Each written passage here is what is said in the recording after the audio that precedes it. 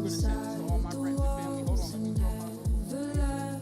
And that's what we do. We kind of get these ideas in our mind, and we get this vision in our mind. The first thing that we want to do is we want a logo. Branding is a lot more than just logo. Branding is really, really, really deep. It's a deep thing.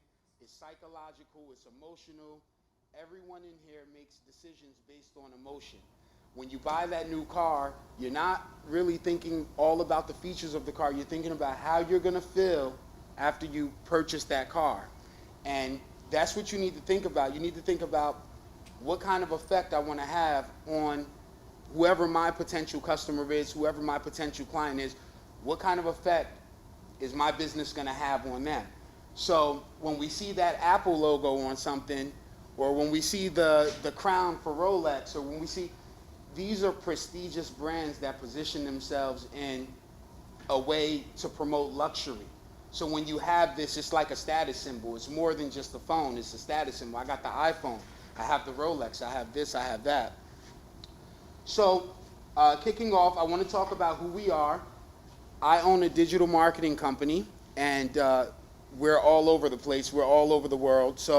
But mostly we're based in the United States. We have about 20 people in the U.S. between New Jersey, New York, Miami, and then the rest of our team is in Nicaragua. So we're in the capital of Nicaragua, which is Managua, and I have about three business partners over there, and I have another business partner in Miami. We have a wide variety of experience. Izzy, you could go to the next slide. Before you, I just want to jump in. So when you took the thunder, because I wanted to introduce Tony, and Tony is amazing. So I really Thank you. But just quickly, so Tony's very passionate about helping people reach their potential. It's kind of it's your purpose. I think you should describe it. Of course. And doing so in a way where he has a really good kind of human touch, makes connections with people, as you can already kind of tell. And so it's been a lot of fun working with Tony and getting to know him. And he's also a marketing powerhouse. This firm is great as well. So I just want to say that. Thank you. We're not going to have everybody here. I'm going to get out of the way. But thank you for coming. You haven't downloaded the app, check it out, and we're happy to tell you more about Jeff Works. But we're in luck. We're in for a treat that time. So thank you. I appreciate it. Let me make a full disclosure. I'm not a branding expert, but I've worked with a lot of brands. I've worked with a lot of companies. I do have my understanding of branding, and we do have a team that specializes in branding.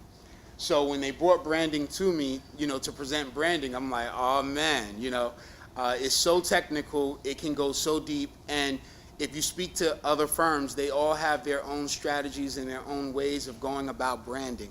So you can take this for what it is, and I'm going to share with you. I don't want to make this like a lecture. I want to make it more interactive if we can interact.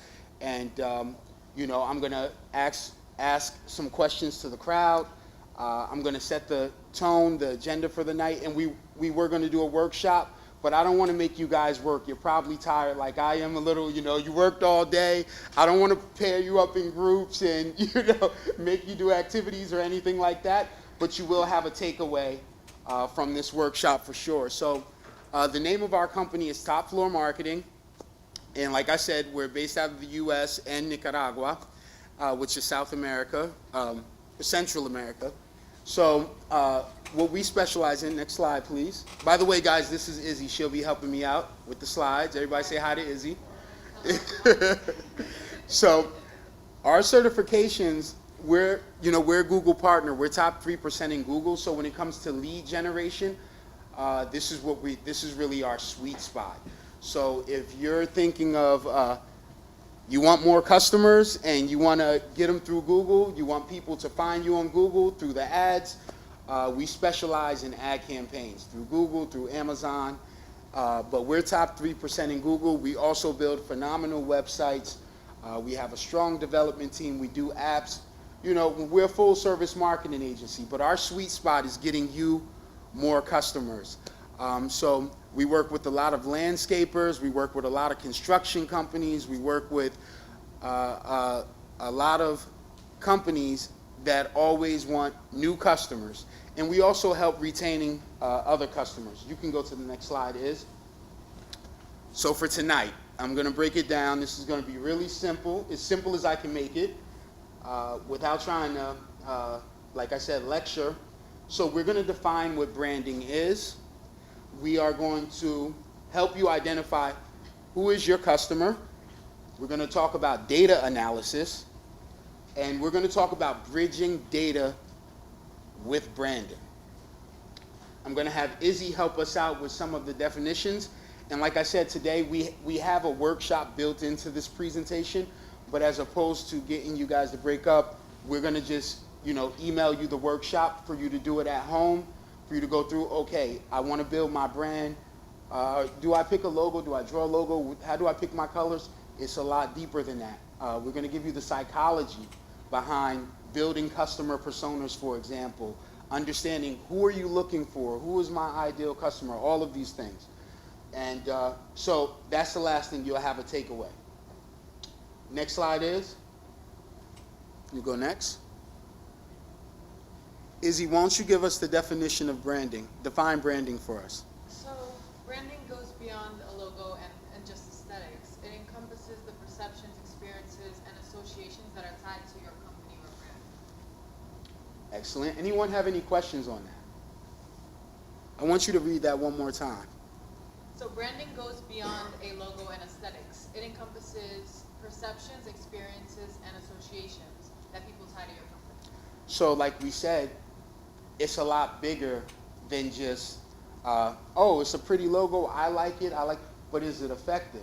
If any of you were starting a restaurant today, for example, I'm quite sure you wouldn't choose the McDonald's logo. It's hideous. It's a hideous logo. Like if I came, you said, Tony, I'm starting a restaurant, it's called McDonald's, I want you to design a logo. And I came with that McDonald's logo, you would say, Tony, you're fired.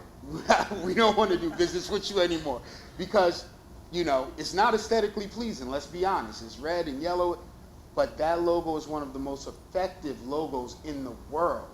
One of the most effective logos in the world. If your kids are driving by, if you can have a 2 or 3 year old and they see that golden arch, we're in trouble, because we know we want them to eat healthy these days.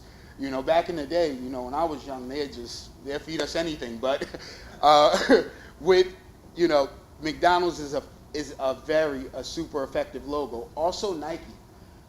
How many people have a pair of Nikes? Raise your hand, please. All right. So everybody knows the brand Nike. It's the biggest sneaker brand in the world. Could you believe that Phil Knight, that was the owner of Nike, and by the way, the idea of Nike, that's the, Nike is Greek, and it stands for the God of victory. So that's where the word Nike comes from. But he had his logo designed by somebody in college for $33, $34. And he hated the logo. Could you believe he hated the Nike swoosh? Could you believe that? That's insane. He hated the Nike swoosh. That logo, let me tell you what makes this logo phenomenal, and then we'll get back on track. That logo looks good whether it's big, whether it's small. No matter what color it's in. Anybody can identify it. Your kid can identify it. So you're always going to hear me reference children, because when you design a logo, typically you want a child to, be able to say what that is. Of course, we have abstract logos and all kinds of logos like that. But typically, when you're designing a brand, you want it to be easily recognizable, because instead of saying the word or saying what it is, someone can glance at it and they can get it right off the bat. So let's go to the next slide. So we're talking about, you go back to customer discovery. So we're going to talk about customer discovery. All right. Who is your customer? Izzy, can you read that for us? Yeah, many startups have a hypothesis of who their customers are when they launch. However, most of the time there's a discrepancy between what the business owners think they know and what the reality is when it comes to their customers. So how do we mitigate this? We do this by doing research, and it comes in many forms. We're going to be touching on surveys, interviews, market research, and competitive analysis. That's a lot. It's a lot of stuff. But don't worry, you'll get a copy of the slide. Let's go to the next slide. So, Izzy, read the objective of what surveys, stand for and what interviews stand for. Just the definition of those two for me, if you don't mind. Sure. The objective of surveys is to understand how your customers, prospects, stakeholders, and employees perceive your brand. And the objective of interviews is to identify your brand's positioning by gathering valuable information from your customers. So before you even jump into designing a logo or hiring a designer or doing any of this, you kind of want to test your idea in the marketplace. You want to identify, who am I going after? Who is my main customer? So let's say you're a landscaper or you're a marketing company. So the options are broad. I'm a marketing company. Am I going after big corporations? Am I going after small and mid-sized businesses? Who is my target audience? What do they look like? Am I going for businesses or am I going for consumers? And if I'm going for consumers, you ask a few questions. Like if you look under surveys, it says, how old are you? Where do you live? How active are you? Do you have kids? If so, how old are they? Obviously, you guys know that one of the most targeted demographics are moms. They make all the buying decisions. How many ladies in here make most of the buying decisions in your household? Okay. So brands are always targeting the mom. They're always targeting the women. They always target the children, most likely. But these are some of the questions you want to ask in a survey. And then, Izzy, read off some of the questions that they would want to ask when interviewing. Sure. So keep in mind, when it comes to interviews, you want to keep your questions more open-ended. What you're trying to get from speaking with people is more of a conversation than just like a number. For example, how old are you? That's what differentiates the surveys and the interviews. Interviews are more open-ended. So, for example, I would ask someone to walk me through their experience when they bought a product or service. For what occasion did they buy that product or service? What kind did they look for, and where did they go to look for them? And another great question to ask is, can you tell me about your experience the last time you purchased a product? That leaves the door wide open for them to really express anything on their heart or their mind. Excellent. Any questions on that? So I want to, just interact with you, make sure that you're following along, because this is packed with a lot of information and I don't want to overwhelm you. I want to make this as light as possible because you're going to have it so you can refer to it. So any questions from anyone? And by the way, how many people started a business this year or last year or during the pandemic? Could you raise your hands? Would anybody like to share maybe, what your experience was starting off? Yeah, I don't want to call anybody out, but you was like, yeah, me. Right? So. Well, I'm a teacher, and I really enjoy coaching. Like, I don't want to get out of education, but I want to move out of the classroom. Okay. So my business has not started yet. I'm still working. I have an LLC, but it's not making money. That's okay. It's all right.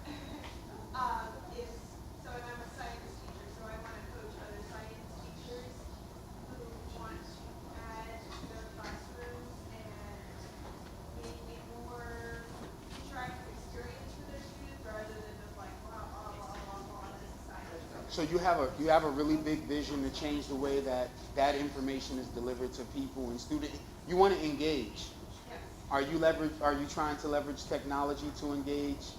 Like, is that your approach, kind of? Yes. Okay, excellent. And if you don't mind, what was your experience when it came to branding? Even if you didn't start branding yet, what was going through your mind when this vision came in your mind? Did a logo pop up? What happened for you? Where did you start? What happened? What did you do? Well, I actually want something that's similar to the name of my company, which is Awkward Octopus Productions. Oh, I love that. That's very catchy. That's very catchy. Yeah. The octopus, I'm a marine scientist in background, Wow. so the octopus is my favorite animal, so it's super personal. I love it. It's a very, very catchy name. And I don't think you're going to have a problem with branding with that name. It's very, very creative, Can I get someone else to also share maybe their experience of, starting a business or even thinking about it? Anyone? Justin? Yeah, I mean, so JetWorks, obviously, this has been a journey. Okay. Before that, so with my last business, I started an energy business, and it was called Upcurve. And we actually started with a logo. We were just kind of sketching on paper, like you talked about sitting around and drawing a logo. And we kind of drew this curve that kind of represented what we were trying to do in the energy business, but it also kind of it just looks like something that would be catchy. Of course. So we sort of built a brand around that. Did you hire a designer or did you just We used Design 99, I think it's called. 99 Designs? 99 Designs. Yep. You pay like, there's a couple $100, the designers submit. From all over the world. Yeah, it's a pretty cool service. It's a marketplace. Yeah, it's a pretty Yeah. cool marketplace. Yeah. So there are a lot of resources out there. I appreciate you sharing that story. I just want us all to get comfortable because I feel like he said, Justin always says about me, I operate with a purpose. I don't do anything without meaning behind it. And, today my main objective is to have an impact on everyone and for us to impact each other, because one thing we could say about this year, there was no, for these last 2 years, there was no room for anything. We were all going through some crazy times, whether it's family, whether it's business, whether it's this. So, when things like that happen, it creates an environment like JeffWorks, like right here, where we can get together and we can all share resources, share knowledge so we can propel forward. So I really appreciate when you guys share. Getting back on track. Now, next slide, please. Competitive analysis. So competitive analysis, we can't live long enough to know everything. There are people that left clues behind. So we don't have to start from ground zero. If you're thinking about starting an education business, for example, and what's your name, by the way? Regina, so nice to meet you. Thanks for sharing that. If you plan on starting an education platform like Miss Regina, there are companies in the past that have left clues for you, that have tried to push forward, or companies that have succeeded. And the first thing I do, I study companies like the back of my hand. I see their success, I see their failures, I pay attention to all of it. So you always want to do competitive analysis, and you want to think of who is your competitor if you're going into business, because then this will give you a blueprint. Everyone thinks Google is perfect. How many people use Google? Raise your hands. On a daily basis, right? We all use Google.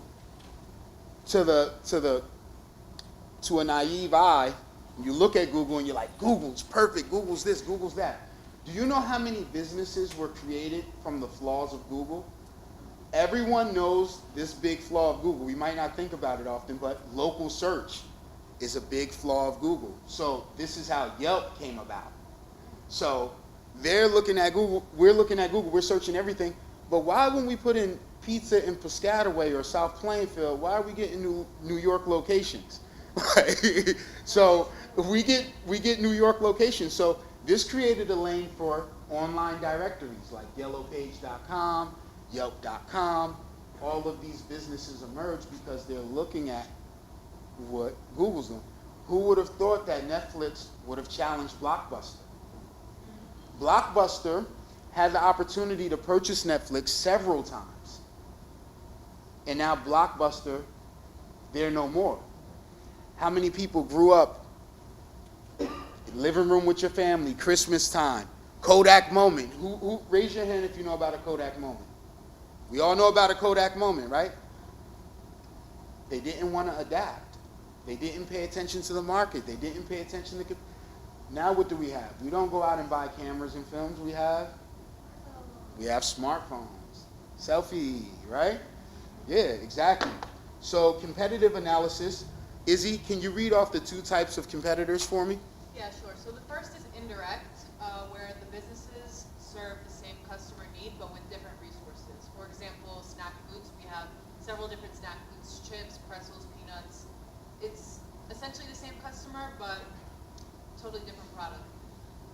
Then we have the direct competitors. So the territory, market, business, or industry in which business is directly competing with other businesses to serve the same customer using the same resources. For example, clusters of car dealerships and cell phone brands. If you're going for a car, you know, typically you shop around, right, to several dealerships, and whatever gives you the best deal, looks the best for you, that's where you make your purchase. Next slide for me. Then we have trends in market research. How many people, look, I want to know, how many of you thought that branding went this deep? Raise your hand. You knew branding went this deep? What's your experience with branding, if you don't mind sharing? So my friend, he was modeling, so we went to the workshop, and he basically sent me the workshop where it has to explain how you should brand yourself as a model, and then that's when I knew, like, okay, branding is way more than just like the surface stuff. He explained different ways of like how to brand yourself. What did you think before that, before he shared that? Before I thought it was as simple as you said before, like just the logo and stuff, but it's not. Oh yeah, man. Listen, I'm learning about branding. I'm always looking at the trends, and everything changes, and we have to be flexible. We need the wisdom to know when to be flexible and when to be stubborn in our vision. When do we bend, like, you know what, I'm willing to change and, you know, bend a little, or when do, I have to stick my ground. I have to stand my ground. So, yeah, I mean, trends in marketing research, this is heavy stuff, but, you know, we have Google Trends, keyword planner, and Google Trends gives us insight into what a keyword search means. So everyone knows what a keyword is? When you go on to Google, a keyword is what you type into Google. It can be a single word, it can be a phrase. So you can go to Google Trends and you can pretty much find out what the trends are. You can do social media analytics, and you can also we also market reports. I mean, you can hire different companies to get reports, but there are platforms out there and resources out there for you to pull those reports, so you have a good grip on the trends and what's going on in your industry or whatever industry you want to get into. Does that make sense? So we're going to keep going on because we're using these heavy words, data analysis. How many people are draining from hearing these words? Can you raise your hand? I'm drained. I just hear these big words and it's just like, but you know what? When it's your brand, you know, we have an ego. It's like a vanity project for us. So we're into our stuff, you know. So once you get into this, it will be fun because it's your brand, and we all know that we want to build your brand. Izzy, can you break down data analysis for everyone? Sure. So we went over a lot of ways to capture data, like from surveys to interviews to market reports. So once we have all this data on our potential customers, how do we apply this to branding? So we have customer personas. What are they and why are they important? Customer personas are semi-fictional archetypes that represent the key traits of a large segment of your audience based on the data you've collected in these surveys, in these interviews, and all the research that you've done. They represent your ideal target customer for your company and what you're choosing to sell, whether it's a product or a service. This is where it gets fun. This is one of my favorite parts of branding, I'm not going to lie, because we come up with marketing companies, you have to really, we come up with some crazy concepts when it comes to personas. So let's look at Work in Wanda. Izzy, talk about some of the, this Work in Wanda, this would be like you're profiling who your customer would potentially be.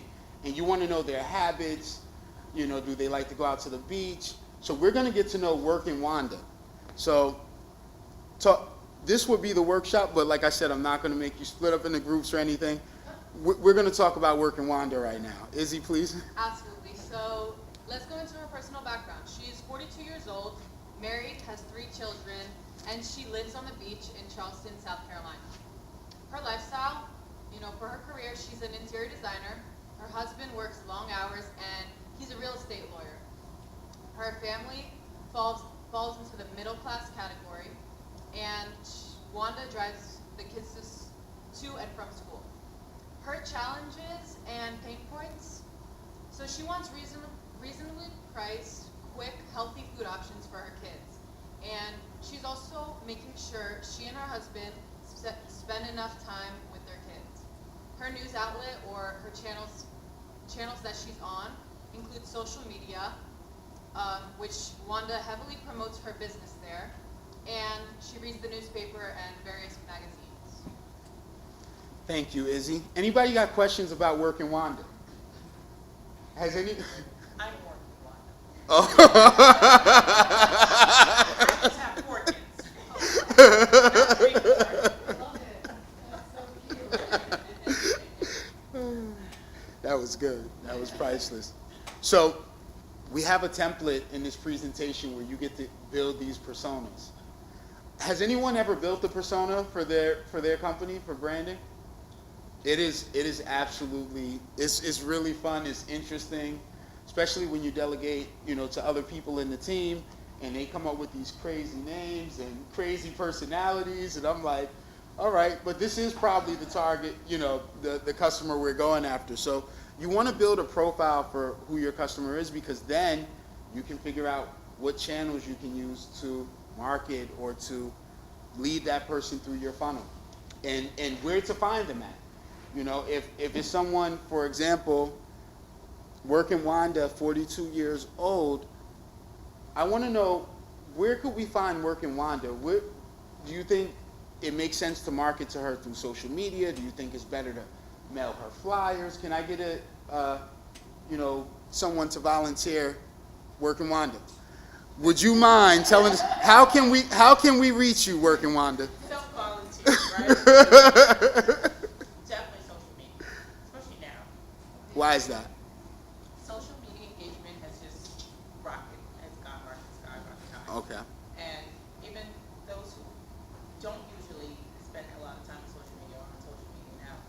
And if that's one of her news outlets and that's where she gets her news, then that's one way. And another thing with that is we get data, which you discussed. We get data and analysis from social media, right? It tells you what someone's looking for, or Absolutely. categorizes the people who are looking for something and what they're looking for. So social media, I feel like, is almost better than newspaper or magazines, because that's kind of like a hit or miss with the newspapers and magazines. But social media, I mean, with the analytics and everything, I think that's like right on target.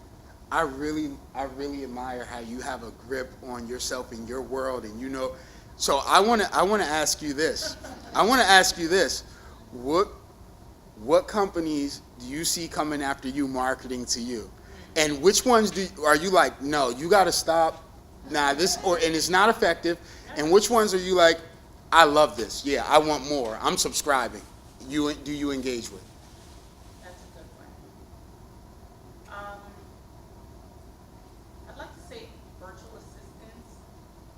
Those have been coming up a lot, and I've been thinking a lot about those. There's a new one. If I remember it before we leave, I'll let you know. It's a new concept. It's an ad that keeps coming up, and I keep saving it.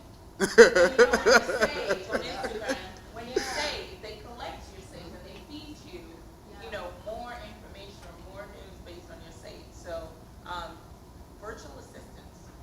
I love VAs. VAs are awesome. Using those, you probably have, it's trying to help you maximize your time, right? Because you got 4 kids and you're enough time.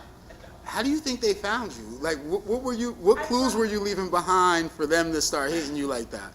I probably was maybe saving or watching a lot of videos of how to maximize your time, or maybe how to do something quickly, maybe quick steps. They kind of collect data. Yeah, On absolutely. you like that. So I'm thinking maybe that's what I do. Watch productive things. I have reduced my time on Instagram, but when I do go, I do try to watch things that I do watch a lot of mundane things too, but I do try to watch things like we get a lot of reels now. Everything is in reels, and in 30 seconds, a lot of information can be passed out to you. So videos are very effective when it Videos, reels reels. Gotcha. on Instagram, but videos are very effective. And if you can get the information out within like seconds, but that's what. To answer your question, the virtual assistants have been coming up at me, and I am looking into it. And lastly, and I thank you for sharing all this information. What brands have come to you that you're like, no, go away, please stop?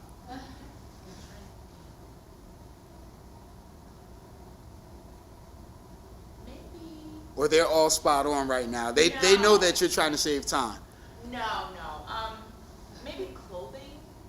Maybe I get a lot of clothing and I just kind of maybe skim through them.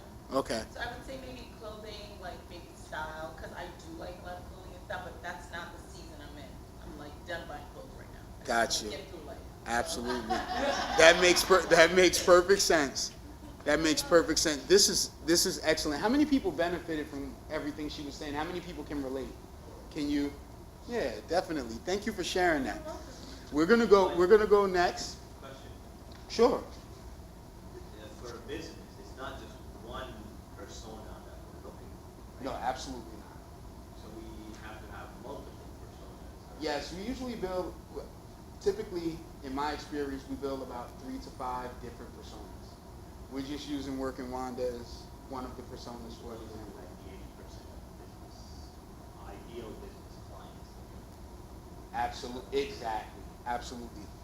So we're going to go to the next slide, and this is where we're sharing an example of what market research looks like, an example from data from surveys and also interviews. Izzy, if you don't mind sharing some of this information.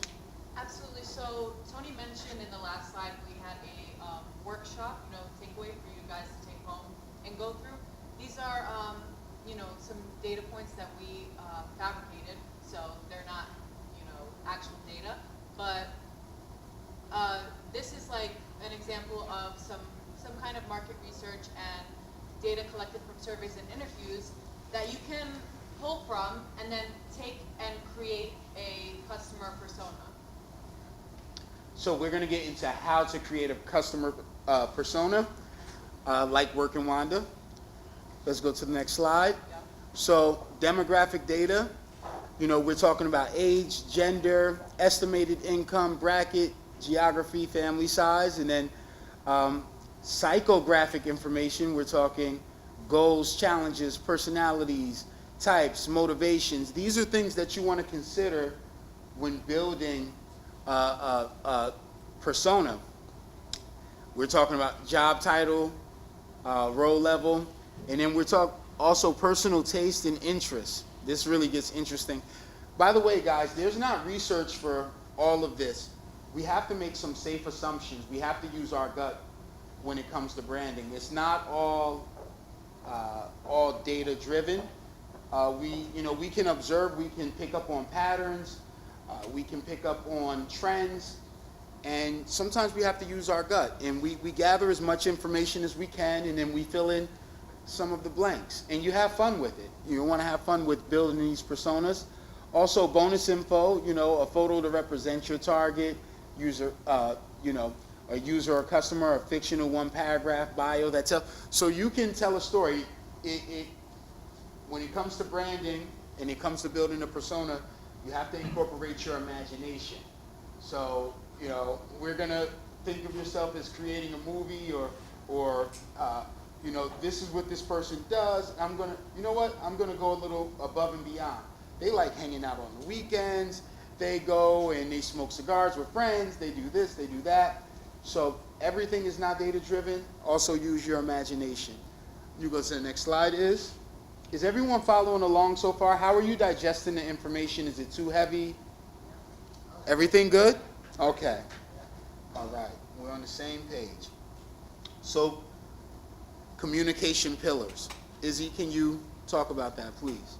Sure. So what are they and why are they important? So the communication pillars are the touch points of your business. They're a combination of your brand's personality and values that make the brand the way it is. So they allow your messaging to stay consistent, focused, and on brand. How do you identify this? So it is a deep process. You take a look at your company/brand's purpose, personality, positioning, perception, and promotion, what you're trying to promote as a company. After looking at all of this and applying it to your own brand, you can narrow it down and find the essence that you're trying to communicate to your customer. So examples of, all these things boiled down is we specialize in, or we want to focus on providing expertise to our customer. We want to focus on innovation as a company, service, passion, inclusivity, quality, trust, originality, accessibility. There are hundreds more, And typically, a company/brand will stick to four. Four is like a safe middle ground. So I want to go to the next slide. We're going to talk about an empathy map. So this is an example of an empathy map, and I'm sorry I can't see all the way over here, but I have the same thing here. So what does the person think and feel? So you want to draw this map. Again, you're going to have this included when we send the slide, when we share it. What does the person hear? What does the person say and do? What does the person see? So that's an empathy map. And then on the other side, we have an example of a customer journey. So obviously, we have to see things multiple times before we take action. And that's why you look at a billion-dollar company like Coke or Pepsi. Everybody knows Coke and Pepsi. Let's be honest, they never have to advertise, a day in their business life. They don't have to. We all know what they are. However, if you look at Coke and Pepsi, they leave no rock unturned. You see them on TV, you see them getting Beyonce, you see this, but you also, when you're going into the pizzeria, you see them, right, a sticker right at the bottom of the door. Yeah. So it's interesting to me when we deal with, new businesses or other companies, they kind of, look down on, talk down on that. We're like, we don't need advertising, referral. If Pepsi and Coke are still advertising and putting stickers on doors, then we all need advertising. Can we agree to that? Yes. Agreed. So, like I said, there's a journey that a customer goes through. Every journey is unique to every business. But as you can see, Izzy, if you can walk them through some of the channels and explain, the awareness, the consideration, the purchase, service, and the loyalty expansion. For instance, you have radio, TV, outdoor, you have word of mouth. So this may be your first interaction with a brand. This may be a part of your journey. But you're not going to make a purchase into maybe you go to their website, or maybe you speak to a salesperson. Maybe that's, where you make the purchase along this journey. And then after that comes, the service you receive, obviously, and then them retaining you. So this is something that you can also refer to. And like I said, these things are a little bit more complex, but I want you to do your research. Once you have this slide, dig deep, get excited about it, especially if it's your own brand. We all know that we put our love, we put our energy, we put our money, we put everything into our brand. So, really take the time to do this. And with Miss Regina, the thing I admire about you is that you said, yeah, I started the LLC, but you didn't start doing other things yet. You're taking your time with your brand. And of course, we all have a sense of urgency. We all want to make a lot of money, right? But at the end of the day, we want to put that love into our brand. It's our baby, it's our child. So taking time out to do additional things like the customer journey and the empathy map, these things are going to help. Next slide. So the value proposition, this is just an example of what it is, making a correlation between what we're offering and what the client is receiving. So we have the gain creators, our products, our services, our pain relievers, and then, obviously we're matching that to their pains and, jobs to be done and their gains. You can go to the next slide.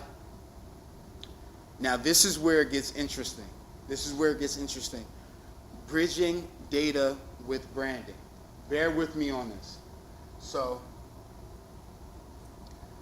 this is also a fun thing, creating a mood board. Izzy, can you talk about the mood board? Sure. So a branding mood board is a collection of visual assets. It can be colors, images, text, photos, or any kind of visual inspiration that you choose. So it encompasses who you are as a brand and what kind of brand message you want to put out into the world. So if we go to the next, first of all, go back one more time. I want you guys to take a picture at the mood board. Can anyone tell me what they see? Salud. What are you getting from this mood board? Anyone? I don't know if you can see. Can you guys see over there? Or is it kind of tight? Somewhat. Izzy, can you share a little bit about this mood board? Sure. So we have the great Muhammad Ali standing above his opponent in the lower right-hand corner.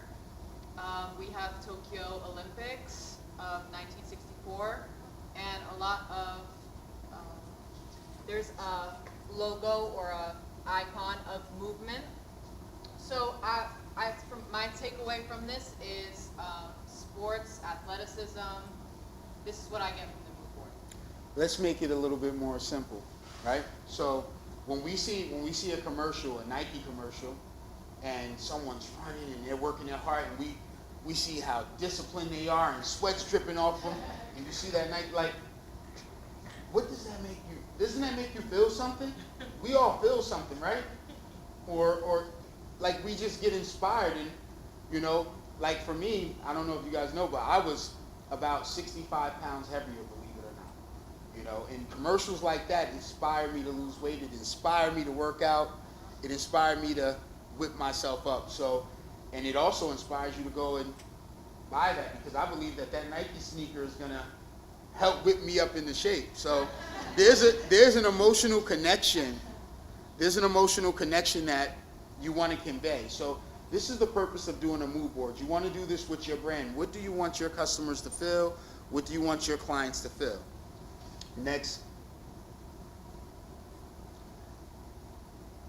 Now we get to the logos. Now we get to the color palette, the fonts, and the aesthetics. And this is really fun. So after all that hard work, you know, building customer personas, doing market research, data analysis, all this stuff, now we get to design our logo. How's everybody feeling at this point?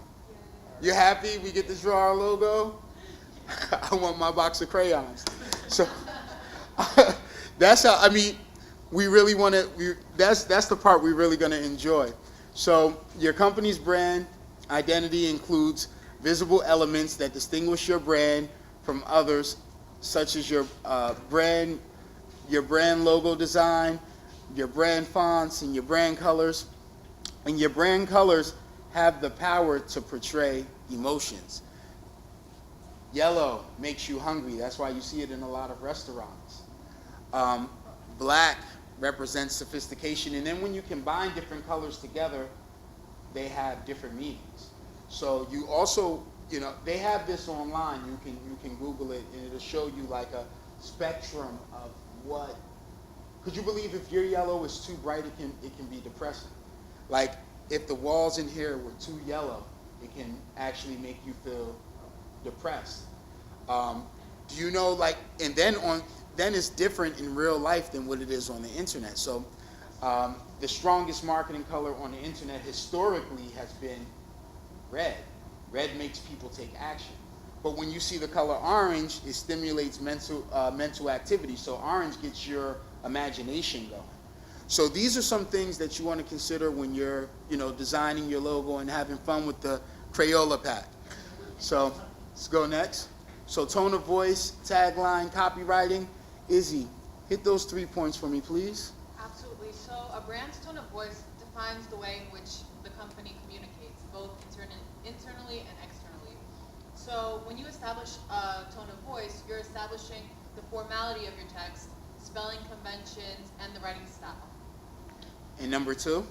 Taglines. So taglines embody the personality of a brand, so your brand can pique interest of customers. Your tagline should be unique. It should be memorable and easy to say, and therefore making your brand stand out.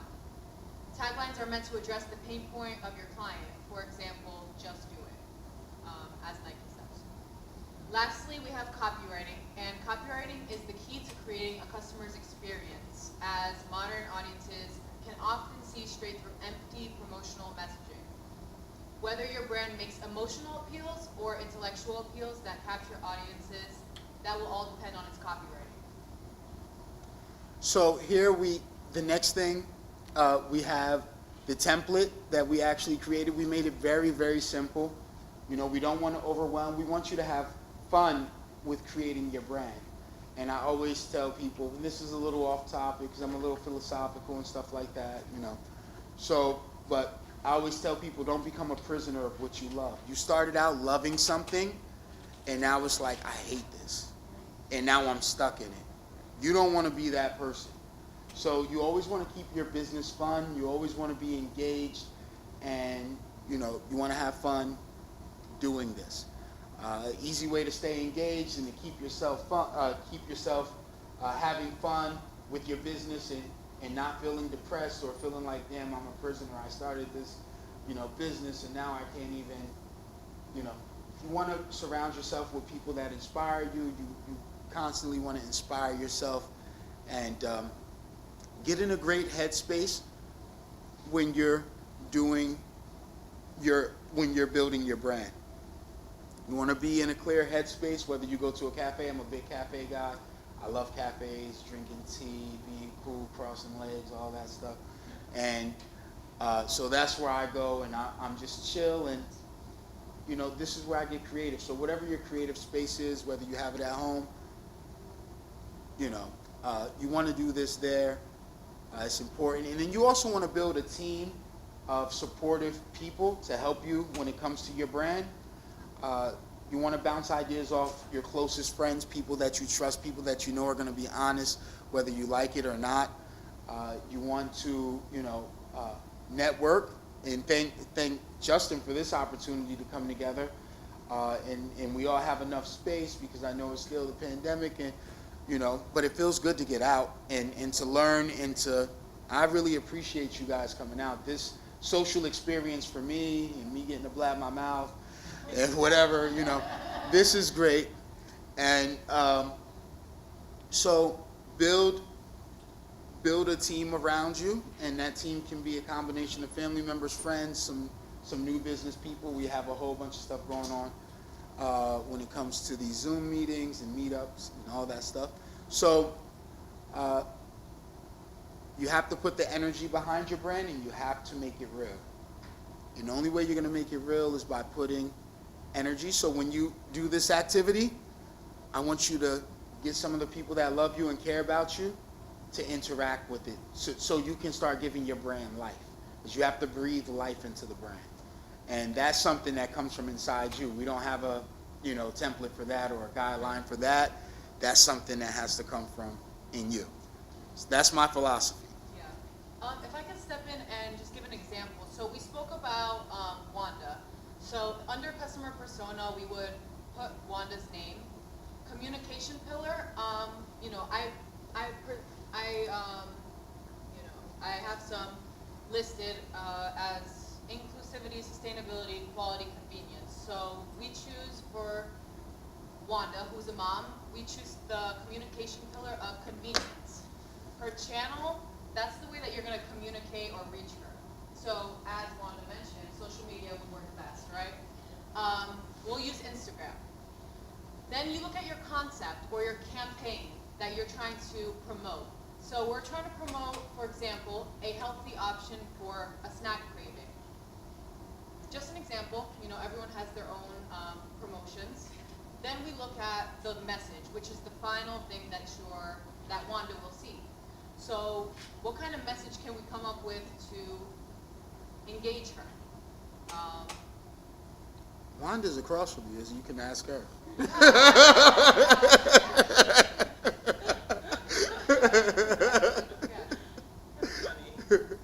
I'm teasing you.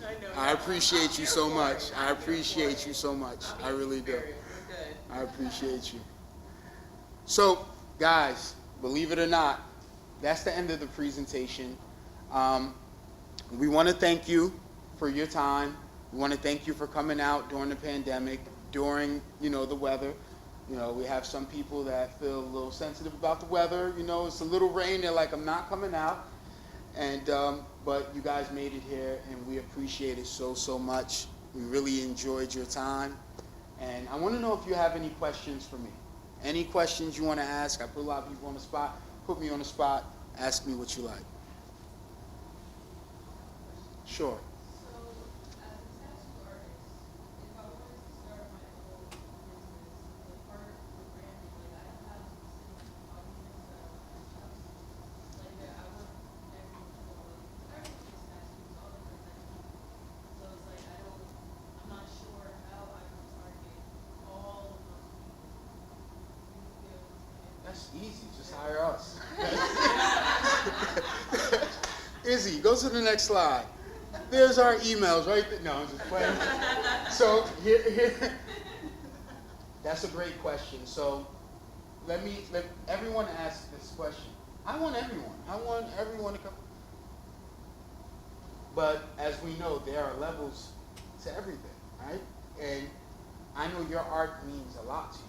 I'm quite sure there are tattoo artists that are charging $300, and I could go to someone else for the same tattoo, and you're charging me $10,000. Why is that? So see, these are questions. These are thought-provoking questions that you have to ask. And this is called positioning. So we didn't really discuss this. This has to do more with your company. Walmart, we look at Walmart, they position themselves a certain way. They want to be affordable. Everyone saves money. We sell everything. We do everything. That's how they position themselves. But then you look at another company, let's say you look at Lord & Taylor. Aha. You look at Lord & Taylor, right? In one of my favorite places, by the way. Lord & Taylor, they position themselves to sell luxury brands. So their messaging is going to be different. And even though they want everybody, believe me, they do. We all want everybody. But they are targeting people and they're attracting people that are actively looking to buy luxury. So you want people that, are, maybe you say, I'm a celebrity tattoo artist, right? So now you're targeting celebrities, high-profile people.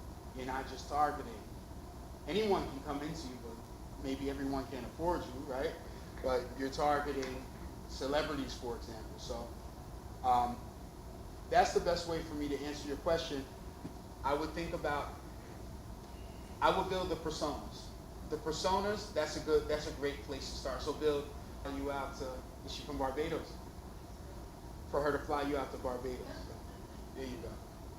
What about, so Tony, how do you think about purpose? You talk about purpose like in the individual level, right? In our careers, in our lives, whatever. From a brand perspective, a business perspective, how important is it for a brand to have a purpose associated with it? Like, as an example, we started JeffWorks, we thought of it as, okay, the purpose is to create this low cost, but high quality space that people can use as a third place. So if they're working from home and they need an escape, whatever. So we thought about it as, this is the purpose of the business, and then kind of go from there. How important do you think it is for a brand to have its own kind of purpose? Oh man, I could go on for days about this. Like, this is where my heart's at. And when I speak, I'm telling you, we have a process in our company, and it's called a vision assessment. And when I sit down with potential clients, the first meeting, I don't talk about money. I'm not proposing anything to them. I spend hours getting to know them, getting to know what their vision is, in all different levels. We typically target mid-sized corporations, but all different levels. And I mean, when I say I go deep, I go deep. So I like using a pizza example. You guys grab some pizza. If you have a pizzeria you started, for example, I want to know, where did you get, oh, my grandfather, he's the one, he had a special recipe, he used to make it for me when I was, and that was a moment, me and my grandfather sitting around, and I go deeper and deeper and deeper and deeper until they start to cry about that. All those things need to be incorporated into your brand. They all need to be incorporated into your brand. One way or another. You can do it in a subliminal way. You can do it in a direct way. But when you talk about purpose in brands, you're talking about really the stories, the story that the brand is telling. watches, they represent the Olympics, they do all the James Bond movies. So it really boils down to your story and the culture that you're trying to create. And the way I feel about purpose is that it needs to be a part of your brand for sure. It needs to be incorporated into the brand. Absolutely, 1,000%. Yeah. Any other questions? By the way, I made a disclosure. Oh, there you go. What's the difference between digital marketing and regular marketing? Whew. So marketing and digital marketing will fall under marketing. But when you specify digital, when you say digital, we're talking about anything electronic. So delivering messages in a unique way electronically. So through email, through text, that's really the definition. And believe it or not, I started out in print advertising, and I remember digital was coming and taking print away. So I was selling the Yellow Book. This is where my marketing experience started. I was selling ads in the Yellow Book, and quarter page ads, and then all of a sudden it's like, mobile phones, this, that. It all started coming, and we seen the Yellow Book shrink, getting smaller, smaller. And now when you're going through people's houses, you see the Yellow Book leveling off a table. Use it to level things off. But believe it or not, the Yellow Book was Google back then. And everybody was calling. If you wanted to be found, Yellow Book was it. Yellow Book was it was that back then. But watching the transition between print advertising and digital marketing, it was insane. It was a crazy transition. Any other questions? Guys, don't hold back. Anything. If you can discuss this really quick, this is something I'm having a hard time with now because I'm like in planning stages, brainstorming stages, just with everything. I'm like in building stages. Okay. It's hard to find a team. So can you, and when I say a team, I mean when you have a brand, and you talked about, getting around maybe like-minded people and getting around family of people who support you. But there are some people, I have a supportive spouse who's very, intellectual with marketing. Of course. But he's busy with his own business, like he's like building his own brand. Absolutely. But I don't have family members that maybe are into maybe brand building or can give constructive criticism or constructive feedback. So, how do you go about maybe? Now, when you say team, we're speaking in the terms of a support system or terms of a team that helps you build your company, or both? I believe that, for example, top floor marketing is key. Like you guys would help with maybe putting in marketing everything package together. However, for me, I know that I have a podcast brewing.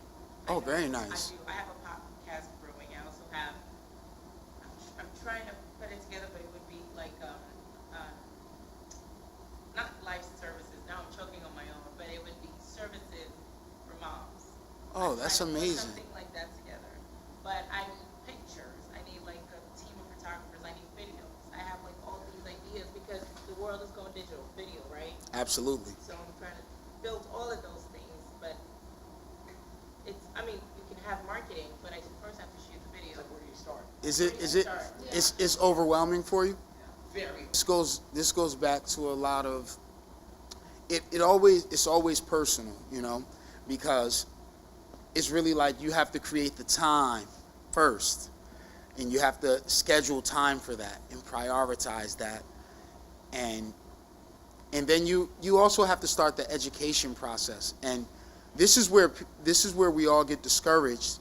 Is we start something, we get super excited, we're super stoked for it, and then suddenly this stage of boredom comes, and it's like, yeah, I'm excited, I love my business, but like Married at First Sight is on, Netflix, whatever. Like, I'm just gonna scarf some of that pizza down, bust out some Shark Tank, whatever, right?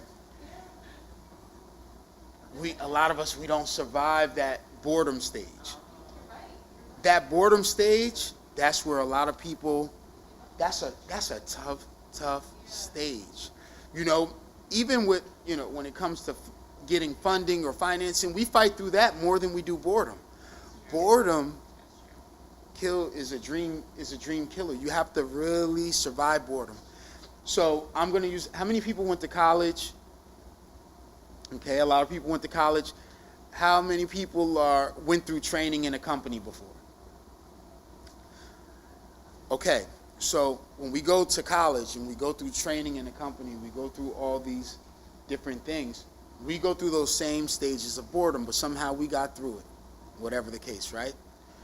And then we're like, all right, now I start my new career, I'm going through this, I'm going through that. But then, one day, something happens, something really amazing happens, and it's like, oh my God, all this knowledge that I learned over the last 7 years just came together. And now I feel super powerful. How many people here have experienced that, have experienced when the light bulb turns on after all those years of education and work and boredom and everything, and all of a sudden everything clicks. And it feels so gratifying. So these are the things you got to keep in mind when you're building a brand. You know, it's vicious. It's a vicious cycle, and this is why you need to continue to attend events like this. You need to connect with like-minded people so we can have these open discussions. We need this. Even I need this. I don't know everything. I'm looking for answers just like you are.